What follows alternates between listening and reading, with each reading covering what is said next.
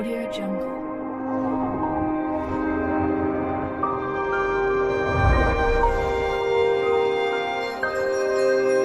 Audio Jungle.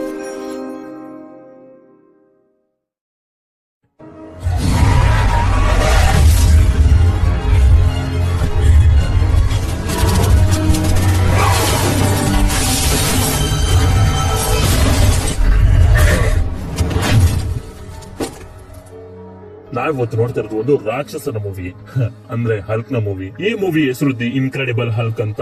ಇದು Marvel movie series ನಲ್ಲಿ 2ನೇ ಪೊಸಿಷನ್ ಅಲ್ಲಿ ಬರುತ್ತೆ. ಒಬ್ಬ ಸೂಪರ್ ಹೀರೋನ ಜನನ ಹೇಗಾಗುತ್ತೆ ಅನ್ನೋದನ್ನ ಈ ಮೂವಿಯಲ್ಲಿ ನಾವು ತಿಳ್ಕೊತೀವಿ. ಸೊ ಮೂವಿನ ಎಲ್ಲೂ ಸ್ಕಿಪ್ ಮಾಡ್ದಂಗೆ ಕೊನೆವರೆಗೂ ನೋಡ್ತಾ ಹೋಗಿ.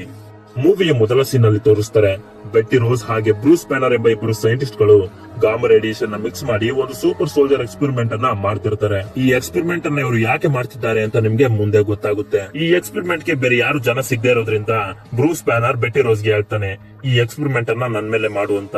ಅದಕ್ಕೆ ಬೆಟ್ಟಿ ರೋಸ್ ಕೂಡ ಸರಿ ಅಂತ ಹೇಳಿ ಅವನಿಗೆ ಎಲ್ಲಾ ತರದ ಮಷೀನ್ ಅನ್ನ ಕನೆಕ್ಟ್ ಮಾಡಿ ಎಕ್ಸ್ಪೆರಿಮೆಂಟ್ ಅನ್ನ ಸ್ಟಾರ್ಟ್ ಮಾಡ್ತಾಳೆ. ಆ ಎಕ್ಸ್ಪೆರಿಮೆಂಟ್ ನಡೀತಿರ್ಬೇಕಾದ್ರೆ ಬ್ರೂಸ್ ಬ್ಯಾನರ್ ವಿಚಿತ್ರವಾಗಾಡೋದಕ್ಕೆ ಶುರು ಮಾಡ್ತಾನೆ. ಯಾಕೆಂದ್ರೆ ಕೆಲವು ಟೆಕ್ನಿಕಲ್ ಪ್ರಾಬ್ಲಮ್ಸ್ ಗಳಿಂದ ಅವ್ರು ಮಾಡ್ತಿರೋ ಎಕ್ಸ್ಪೆರಿಮೆಂಟ್ ಫೇಲ್ ಆಗೋಗುತ್ತೆ. ಹೀಗೆ ಆ ಎಕ್ಸ್ಪೆರಿಮೆಂಟ್ ಫೇಲ್ ಆಗಿರೋದ್ರಿಂದ ಅದರಲ್ಲಿದ್ದ ಗಾಮಾ ರೇಡಿಯೇಷನ್ ಗಳೆಲ್ಲ ಬ್ರೂಸ್ ಬ್ಯಾನರ್ ಒಳಗಡೆ ಹೊರಟೋಗುತ್ತೆ. ಆ ಗಾಮಾ ರೇಡಿಯೇಷನ್ ಗಳೆಲ್ಲ ಅವನ ಒಳಗಡೆ ಹೋಗಿದ್ರಿಂದ ಅವನೊಂದು ರಾಕ್ಷಸನಾಗಿ ಬದಲಾಗ್ತಾನೆ. ಅಂದ್ರೆ ಒಂದು ಹಲ್ಕ್ ಆಗಿ ಬದಲಾಗಿರ್ತಾನೆ.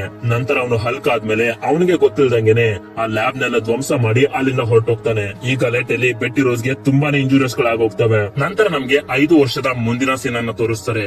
ಈಗ ಬ್ರೂಸ್ ಬ್ಯಾನರ್ ತಲೆಯನ್ನ ಮರೆಸ್ಕೊಂಡು ಬ್ರೆಜಿಲ್ ನಲ್ಲಿ ವಾಸ ಮಾಡ್ತಿರ್ತಾನೆ. ಯಾಕೆಂದ್ರೆ ಬ್ರೂಸ್ ಬ್ಯಾನರ್ US ಮಿಲಿಟರಿ ಅವ್ರಿಗೆ ಏನಾದ್ರು ಸಿಕ್ಕಿದ್ರೆ ಅವರು ಅವನನ್ನ ಬಂಧಿಸಿ ಕರ್ಕೊಂಡು ಹೋಗ್ತಾರೆ ಅಂತ.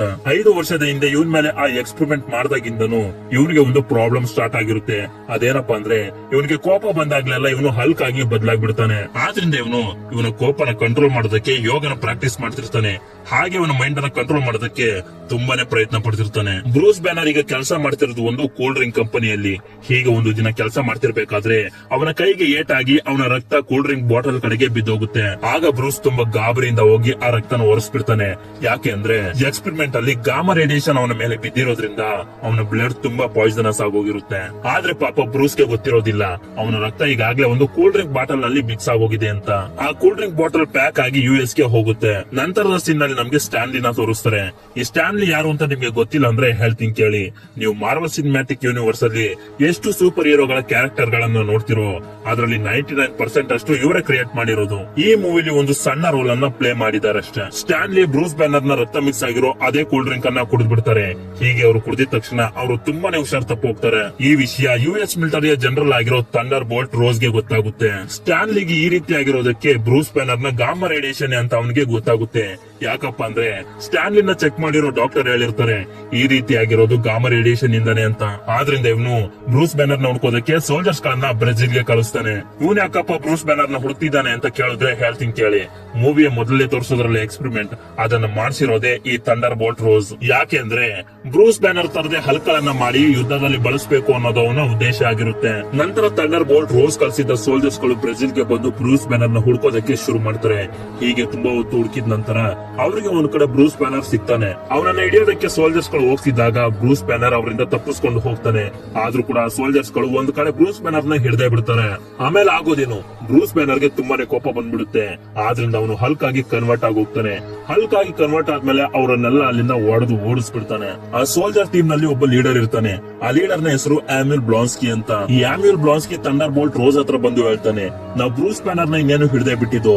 ಆದ್ರೆ ಗೊತ್ತಿಲ್ಲ ಎಲ್ಲಿಂದಾನು ಒಂದು ರಾಕ್ಷಸ ಜೀವ ಬಂದು ಬ್ರೂಸ್ ಬ್ಯಾನರ್ ನ ತಪ್ಪಿಸ್ಕೊಳ್ಳೋ ರೀತಿ ಮಾಡ್ಬಿಡ್ತು ಅಂತ.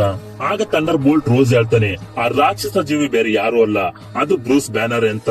ಇದನ್ನ ಕೇಳಿದ್ಮೇಲೆ ಬ್ಲಾನ್ಸ್ಕಿ ಶಾಕ್ ಆಗಿ ಒಂದು ಸಲ ತಬ್ಬಿಬಾಗೋಗ್ತಾನೆ. ಯಾಕೆಂದ್ರೆ ಒಬ್ಬ ಮನುಷ್ಯ ಹೇಗೆ ಆತರ ರಾಕ್ಷಸನಾಗಿ ಕನ್ವರ್ಟ್ ಆಗೋದಕ್ಕೆ ಸಾಧ್ಯ ಅಂತ. ಇದೇ ರೀತಿ ಯೋಚನೆ ಮಾಡ್ತಾ ಅವನು ಥಂಡರ್ ಬೋಲ್ಟ್ ರೋಸ್ ನ ಕೇಳ್ತಾನೆ ಬ್ರೂಸ್ ಬ್ಯಾನರ್ ಗೆ ಆತರ ಶಕ್ತಿಗಳು ಹೇಗೆ ಸಿಕ್ತು, ನನಗೂ ಕೂಡ ಅದೇ ತರ ಶಕ್ತಿಗಳು ಬೇಕು ಅಂತ. ಇದಕ್ಕೋಸ್ಕರನೇ ಕಾಯ್ತಾ ನಿಂತಿದ್ದ ಥಂಡರ್ ಬೋಲ್ಟ್ ರೋಸ್ ಬ್ಲಾನ್ಸ್ಕಿನ ಒಂದು ರೂಮ್ ಗೆ ಕರ್ಕೊಂಡು ಹೋಗ್ತಾನೆ. ಯಾಕೆಂದ್ರೆ ಸೂಪರ್ ಸೋಲ್ಜರ್ ಸೀರಮ್ ಅನ್ನ ಇಂಜೆಕ್ಟ್ ಮಾಡೋದಕ್ಕೆ. ನೀವು captain America the first Avenger movie explain ನೋಡಿದ್ರೆ ನಿಮ್ಗೆ ಗೊತ್ತಾಗಿರುತ್ತೆ. ಇದೇ ತರದ ಸೀರಮ್ ಅನ್ನ ಸ್ಟೀವ್ ರಾಜರ್ಸ್ ಗೆ ಕೂಡ ಕೊಟ್ಟಿದ್ದು. ಐ ಥಿಂಕ್ ಡಾಕ್ಟರ್ ಇಬ್ರಾಹಿಂ ಕಂಡುಹಿಡಿದಿದ್ದ ಸೂಪರ್ ಸೋಲ್ಜರ್ ಸೀರಮ್ ಅನ್ನ ಬೇಸ್ ಆಗಿಟ್ಕೊಂಡು ಇದನ್ನು ಕೂಡ ಅವರು ಕಂಡುಹಿಡಿದಿರ್ತಾರೆ ಅನ್ಸುತ್ತೆ. ಯಾಕೆಂದ್ರೆ 2 ಸೀರಮ್ ನ ಕಲರ್ ಎಕ್ಸಾಕ್ಟ್ ಮ್ಯಾಚ್ ಆಗ್ತಿರುತ್ತೆ. ನಂತರದ ಸೀನ್ ನಲ್ಲಿ ನಮ್ಗೆ ನಮ್ಗೆ ಬ್ರೂಸ್ ಬ್ಯಾನರ್ ಅಂತ ತೋರಿಸ್ತಾರೆ. ಬ್ರೂಸ್ ಆ ಸೋಲ್ಜರ್ಸ್ ಗಳಿಂದ ತಪ್ಪಿಸ್ಕೊಂಡ್ಮೇಲೆ ಮೆಕ್ಸಿಕೋಗೆ ಬಂದಿರ್ತಾನೆ. ಮೆಕ್ಸಿಕೋದ ಅವನ ಹಳೆಯ ಫ್ರೆಂಡ್ ಹತ್ರ ಬಂದು ಹೇಳ್ತಾನೆ, ನನ್ನ ಹತ್ರ ಈಗ ಕೆಲ್ಸನೂ ಇಲ್ಲ, ಇರೋದಕ್ಕೆ ಜಾಗ ಕೂಡ ಇಲ್ಲ, ನೀನ್ ನನಗೆ ಸಹಾಯ ಮಾಡ್ತೀಯ ಅಂದಾಗ ಅವನ ಫ್ರೆಂಡ್ ಹೇಳ್ತಾನೆ, ನನ್ನ ಪಿಜ್ಜಾ ಅಂಗಡಿಯಲ್ಲಿ ಡೆಲಿವರಿ ಬಾಯ್ ಕೆಲಸ ಖಾಲಿ ಇದೆ, ಅದನ್ನ ಬೇಕಾದ್ರೆ ನೀನು ಮಾಡ್ಬೋದು ಅಂತ. ಅದಕ್ಕೆ ಬ್ರೂಸ್ ಬ್ಯಾನರ್ ಕೂಡ ಒಪ್ಕೊಂಡು ಪಿಜ್ಜಾ ಡೆಲಿವರಿ ಕೆಲಸವನ್ನ ಸ್ಟಾರ್ಟ್ ಮಾಡ್ತಾನೆ. ಬ್ರೂಸ್ ಗೆ ಒಂದು ಇನ್ಸ್ಟಿಟ್ಯೂಷನ್ ಇಂದ ಪಿಜ್ಜಾ ಆರ್ಡರ್ ಬಂದಿರುತ್ತೆ. ಅದನ್ನ ಅವನು ಡೆಲಿವರ್ ಮಾಡೋದಕ್ಕೆ ಹೋದಾಗ ಅಲ್ಲೇ ಅವನಿಗೆ ಬೆಟ್ಟಿ ರೋಸ್ ಕಾಣ್ತಾಳೆ. ಬ್ರೂಸ್ ಬೆಟ್ಟಿ ರೋಸ್ ನ ಮಾತಾಡಿಸ್ಬೇಕು ಅಂತ ಅನ್ಕೋತಾನೆ. ಆದ್ರೆ ಅವಳ ಜೊತೆ ಬೇರೆ ಯಾರೋ ಹುಡುಗ ಇದ್ದಿದ್ರಿಂದ ಅವನು ಅವಳ ಹೊಸ ಬಾಯ್ ಫ್ರೆಂಡ್ ಇರ್ಬೇಕು ಅಂತ ಅನ್ಕೊಂಡು ಅಲ್ಲಿಂದ ಬೇಜಾರ್ ಮಾಡ್ಕೊಂಡು ಪಿಜ್ಜಾ ಡೆಲಿವರಿ ಮಾಡೋದಕ್ಕೆ ಹೊರಟೋಗ್ತಾನೆ. ಬ್ರೂಸ್ ಬ್ಯಾನರ್ ಹಾಗೆ ಬೆಟ್ಟಿ ರೋಸ್ ಆ ಎಕ್ಸ್ಪೆರಿಮೆಂಟ್ ಆಗಕ್ಕೂ ಮುಂಚೆನೆ ತುಂಬಾ ಇಷ್ಟಪಡ್ತಿದ್ರು. ಬ್ರೂಸ್ ಒಂದು ಇನ್ಸ್ಟಿಟ್ಯೂಷನ್ ಗೆ ಪಿಜ್ಜಾ ಡೆಲಿವರಿ ಮಾಡೋದಕ್ಕೆ ಹೋಗಿರ್ತಾನಲ್ಲ, ಅಲ್ಲಿ ತುಂಬಾ ಕಂಪ್ಯೂಟರ್ ಗಳಿರ್ತವೆ. ಅದರಲ್ಲಿ ಒಂದು ಕಂಪ್ಯೂಟರ್ ಅವನು ಆಕ್ಸೆಸ್ ಮಾಡಿ ಮಿಸ್ಟರ್ ಬ್ಲೂ ಎಂಬ ವ್ಯಕ್ತಿಯನ್ನ ಕಾಂಟ್ಯಾಕ್ಟ್ ಮಾಡಿ ಹೇಳ್ತಾನೆ, ನಾನು ಮತ್ತೊಂದ್ಸಲ ಹಲ್ಕ್ ಆಗಿ ಕನ್ವರ್ಟ್ ಆಗ್ಬಿಟ್ಟಿದ್ದೆ, ನನ್ನ ಈ ಪ್ರಾಬ್ಲಮ್ ಗೆ ಸೊಲ್ಯೂಷನ್ ಅನ್ನ ಕಂಡು ಹಿಡಿದ್ರ ಅಂತ. ಅಂದ್ರೆ ಬ್ರೂಸ್ ನ ಮೇಲಾಗಿರೋ ಎಕ್ಸ್ಪೆರಿಮೆಂಟ್ ನ ಬಗ್ಗೆ ಹಾಗೆ ಅವನು ಹಲ್ಕ್ ಆಗಿ ಕನ್ವರ್ಟ್ ಆಗೋ ವಿಷಯದ ಬಗ್ಗೆ ಮಿಸ್ಟರ್ ಬ್ಲೂಗೆ ಗೊತ್ತಿದೆ ಅಂತ ಅರ್ಥ. ಈ ಮಿಸ್ಟರ್ ಬ್ಲೂ ಯಾರು ಏನು ಎತ್ತ ಅಂತ ನಿಮ್ಗೆ ಮುಂದೆ ಗೊತ್ತಾಗುತ್ತೆ. ಆ ಕಡೆಯಿಂದ ಮಿಸ್ಟರ್ ಬ್ಲೂ ಹೇಳ್ತಾನೆ, ನೀನ್ ನನಗೆ ಕಳ್ಸಿದ್ದಲ್ಲ ನಿನ್ನ ಬ್ಲಡ್ ಸ್ಯಾಂಪಲ್, ಅದು ತುಂಬಾನೇ ಕಮ್ಮಿ ಇದೆ, ನೀನೇನಾದ್ರೂ ಮತ್ತೆ ನಿನ್ನ ಬ್ಲಡ್ ಸ್ಯಾಂಪಲ್ ನನ್ಗೆ ತಂದು ಕೊಟ್ರೆ ನಿನ್ನ ಈ ಪ್ರಾಬ್ಲಮ್ ಗೆ ಸೊಲ್ಯೂಷನ್ ಅನ್ನ ಕಂಡುಹಿಡಬಹುದು ಅಂತ. ಮುಂದಿನ ಸೀನ್ ಅಲ್ಲಿ ನಮ್ಗೆ ತೋರಿಸ್ತಾರೆ, ಬ್ರೂಸ್ ಬ್ಯಾನರ್ ಕೆಲಸ ಮಾಡ್ತಿರ್ತಾನಲ್ಲ ಪಿಜ್ಜಾ ಶಾಪ್, ಅದೇ ಪಿಜ್ಜಾ ಶಾಪ್ ಗೆ ಬೆಟ್ಟಿ ರೋಸ್ ಅವಳ ಬಾಯ್ ಫ್ರೆಂಡ್ ಜೊತೆ ಬರ್ತಾಳೆ. ಅವಳನ್ನ ನೋಡಿ ಬ್ರೂಸ್ ಬೇಜಾರ್ ಮಾಡ್ಕೊಂಡು ಅಲ್ಲಿಂದ ಹೊರಟೋಗ್ತಾನೆ. ಅವನು ಆ ರೀತಿ ಹೋಗ್ತಿರೋದನ್ನ ಬೆಟ್ಟಿ ರೋಸ್ ನೋಡ್ಬಿಡ್ತಾಳೆ. ಆದ್ರಿಂದ ಅವಳು ಹೊರಗಡೆ ಬಂದು ಬ್ರೂಸ್ ಬ್ಯಾನರ್ ಗೋಸ್ಕರ ತುಂಬಾನೇ ಹುಡುಕಾಡ್ತಾಳೆ. ಆದ್ರೆ ಅವನು ಅವಳಿಗೆ ಎಲ್ಲೂ ಕೂಡ ಕಾಣಿಸೋದಿಲ್ಲ. ಅವಳು ಮತ್ತೆ ಪಿಜ್ಜಾ ಶಾಪ್ ಒಳಗಡೆ ಬಂದು ಬ್ರೂಸ್ ಬ್ಯಾನರ್ ನ ಫ್ರೆಂಡ್ ನ ಕೇಳ್ತಾಳೆ, ಇಷ್ಟು ದಿನ ಬ್ರೂಸ್ ಇಲ್ಲೇ ಇದ್ನ ಅಂತ. ಆಗ ಅವನು ಹೇಳ್ತಾನೆ, ಹೌದು ಬ್ರೂಸ್ ಇಲ್ಲಿವರೆಗೂ ಇಲ್ಲೇ ಇದ್ದ, ಆದ್ರೆ ಈಗ ಎಲ್ಲೋಗಿದ್ದಾನೆ ಅಂತ ನಂಗೆ ಗೊತ್ತಿಲ್ಲ ಅಂತ.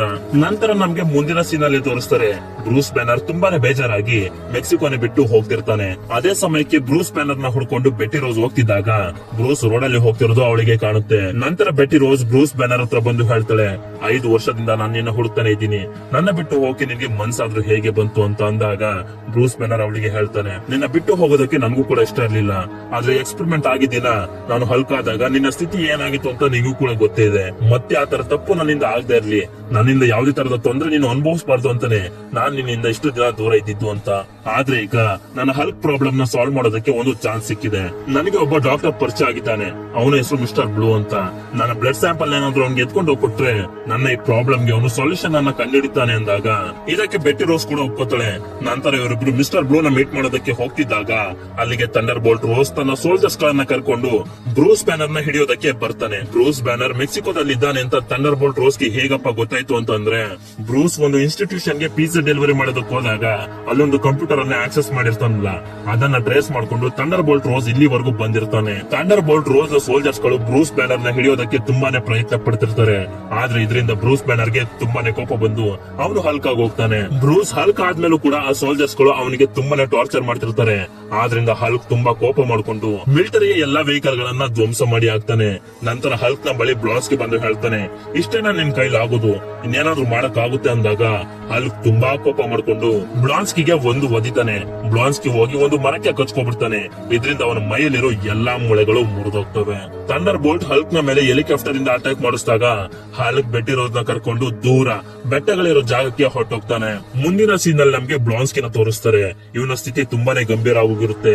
ಇವನಿನ್ನ ಬದುಕೋದಿಲ್ಲ, ಇವನ್ ಕತೆ ಎಷ್ಟೇ ಮುಗೀತು ಅಂತ ನಾವ್ ಅನ್ಕೊಂಡ್ರೆ ನೋಡ್ತಾ ನೋಡ್ತಿದ್ದಂಗೆ ಬ್ಲಾನ್ಸ್ಕಿ ರಿಕವರ್ ಆಗೋದಕ್ಕೆ ಶುರುವಾಗಿ ಕೆಲವು ನಿಮಿಷಗಳಲ್ಲಿ ಎದ್ದು ಕೂತ್ಕೋತಾನೆ. ಅಂದ್ರೆ ಇವನು ಮೊದಲು ಹೇಗಿದ್ನೋ ಹಾಗೆ ಆಗೋಗ್ತಾನೆ. ಇವನು ಇಷ್ಟು ಬೇಗ ರಿಕವರ್ ಆಗೋದಕ್ಕೆ ಕಾರಣ ಥಂಡರ್ ಬೋಲ್ಟ್ ರೋಸ್ ಇವನ ಬಾಡಿಲಿ ಇಂಜೆಕ್ಟ್ ಮಾಡಿರೋ ಸೂಪರ್ ಸೋಲ್ಜರ್ ಸಿರಮ್. ನಂತರ ಬ್ಲಾನ್ಸ್ಕಿ ಥಂಡರ್ ಬೋಲ್ಟ್ ರೋಸ್ ಗೆ ಹೇಳ್ತಾನೆ, ನಾನು ಹಲ್ಕ್ ನ ಹಿಡಿದಿ ಅವನ್ನ ಸೋಲ್ಸೋವರೆಗೂ ನನ್ಗೆ ಇನ್ನ ನಿದ್ದೆ ಬರೋದಿಲ್ಲ ಅಂತ. ಆದ್ರಿಂದ ಅವನು ಇನ್ನಷ್ಟು ಸೂಪರ್ ಸೋಲ್ಜರ್ ಸಿರಮ್ ಅನ್ನು ತಗೊಂಡು ಹಲ್ಕ್ ನ ಹಿಡಿಯೋದಕ್ಕೆ ತಯಾರಾಗ್ತಾನೆ. ಈ ಕಡೆ ಬೆಟ್ಟಿ ರೋಸ್ ಹಾಗೆ ಬ್ರೂಸ್ ಬ್ಯಾನರ್ ಮಿಸ್ಟರ್ ಬ್ಲೂ ನ ಮೀಟ್ ಮಾಡಿ ಈ ಹಲ್ಕ್ ಪ್ರಾಬ್ಲಮ್ ಗೆ ಸೊಲ್ಯೂಷನ್ ಅನ್ನ ಕಂಡುಹಿಡಬೇಕು ಅಂತ ರೆಡಿ ಆಗ್ತಿರ್ತಾರೆ. ಇವರಿಬ್ರು ಮಿಸ್ಟರ್ ಬ್ಲೂ ನ ಹುಡ್ಕೊಂಡು ನ್ಯೂಯಾರ್ಕ್ ಗೆ ಬರ್ತಾರೆ. ನ್ಯೂಯಾರ್ಕ್ ನ ಒಂದು ಯೂನಿವರ್ಸಿಟಿಲಿ ಇವರಿಗೆ ಮಿಸ್ಟರ್ ಬ್ಲೂ ಸಿಗ್ತಾನೆ. ಈ ಮಿಸ್ಟರ್ ಬ್ಲೂ ನ ನಿಜವಾದ ಹೆಸರು ಸ್ಯಾಮ್ಯುಲ್ ಸ್ಟರ್ನ್ಸ್ ಅಂತ.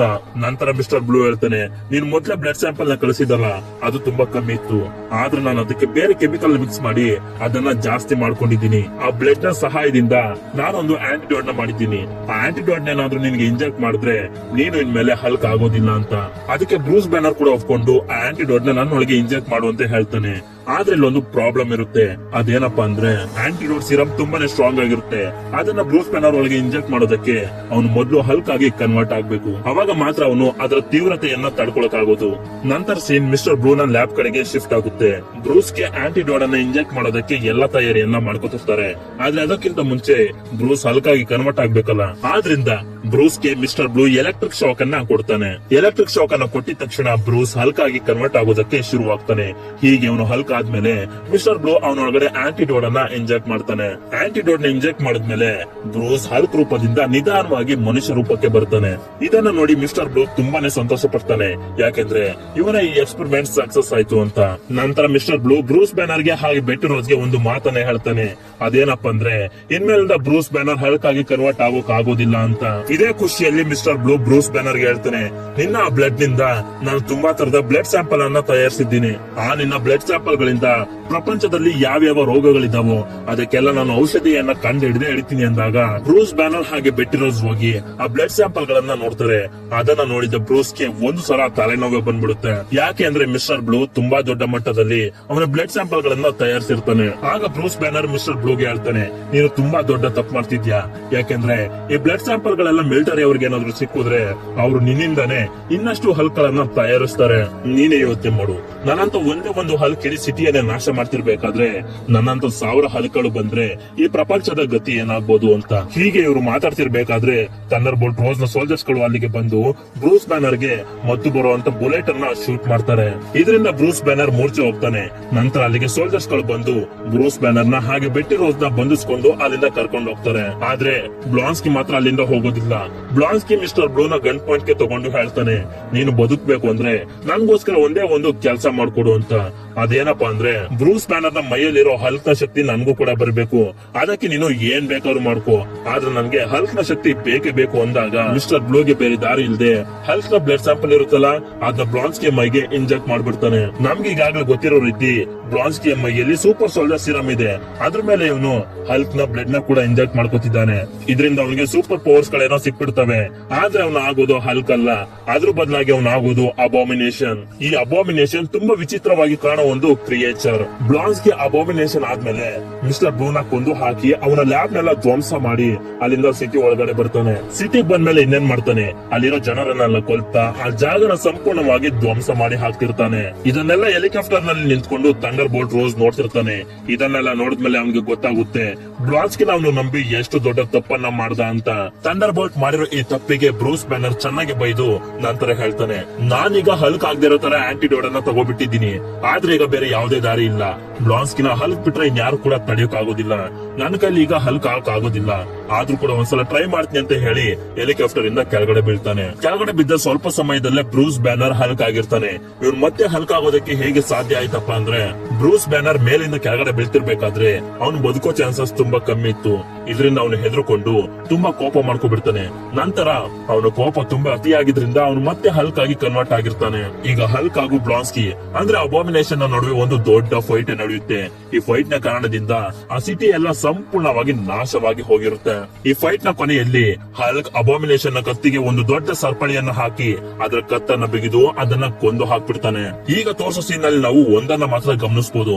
ಅದೇನಪ್ಪಾ ಅಂದ್ರೆ ಬ್ರೂಸ್ ಬ್ಯಾನರ್ ಹಲ್ಕ್ ಆಗಿ ಕನ್ವರ್ಟ್ ಆಗಿದ್ರು ಕೂಡ ಅವನ ಕೋಪನ ಅವನು ಕಂಟ್ರೋಲ್ ಮಾಡ್ಕೊಂಡಿರ್ತಾನೆ. ಹಾಗೆ ಅವನ ಫೀಲಿಂಗ್ಸ್ ನ ಕೂಡ ಅವನು ಅರ್ಥ ಮಾಡ್ಕೊತಿರ್ತಾನೆ. ಈ ರೀತಿ ಬ್ರೂಸ್ ಬ್ಯಾನರ್ ಅವನ ಕೋಪನ ಕಂಟ್ರೋಲ್ ಮಾಡ್ಕೊಂಡಿರೋದನ್ನ ನೋಡಿ ಬೆಟ್ಟಿ ರೋಸ್ ತುಂಬಾನೇ ಸಂತೋಷ ಪಡ್ತಾಳೆ. ಆದ್ರೆ ಇಲ್ಲಿ ಬ್ರೂಸ್ಗೆ ಒಂದು ಮಾತ್ರ ಅರ್ಥ ಆಗೋಗಿತ್ತು. ಅದೇನಪ್ಪಾ ಅಂದ್ರೆ ಇನ್ಮೇಲೆ ಅವನು ಒಂದು ಕಾಮನ್ ಮ್ಯಾನ್ ಜೀವನವನ್ನ ಬದುಕೋದಕ್ಕೆ ಆಗೋದಿಲ್ಲ ಅಂತ. ಆದ್ರಿಂದ ಅವನು ಒಂದು ಡಿಸಿಷನ್ ಗೆ ಬರ್ತಾನೆ. ಅದೇನಪ್ಪಾ ಅಂದ್ರೆ ಅವನು ಬೆಟ್ಟಿ ರೋಸ್ ಇಂದ ದೂರ ಹೋಗ್ಬೇಕು ಅಂತ. ಯಾಕೆಂದ್ರೆ ಅವನಿಂದ ಬೆಟ್ಟಿ ರೋಸ್ ನ ಜೀವನಕ್ಕೆ ಹಾಗೆ ಅವಳ ಪ್ರಾಣಕ್ಕೆ ಯಾವ್ದಾದ್ರು ಅಪಾಯ ಆಗ್ಬೋದು ಅಂತ. ನಂತರ ನಮ್ಗೆ ಮೂವಿಯ ಕೊನೆಯಲ್ಲಿ ತೋರಿಸ್ತಾರೆ ಬ್ರೂಸ್ ಬ್ಯಾನರ್ ಅವನ ಕೋಪನ ಸಂಪೂರ್ಣವಾಗಿ ಕಂಟ್ರೋಲ್ ಮಾಡೋದನ್ನ ಕಲ್ತ್ಕೊಂಡಿರ್ತಾನೆ. ಹಾಗೆ ಅವನು ಯಾವಾಗ ಬಯಸ್ತಾನೋ ಆಗ ಹಲ್ಕ್ ಆಗಿ ಕನ್ವರ್ಟ್ ಆಗೋ ತರನು ಕೂಡ ಕಂಟ್ರೋಲ್ ನ ಪಡ್ಕೊಂಡಿರ್ತಾನೆ. ಇಲ್ಲಿಗೆ ಈ ಮೂವಿ ಎಂಡ್ ಆಗುತ್ತೆ.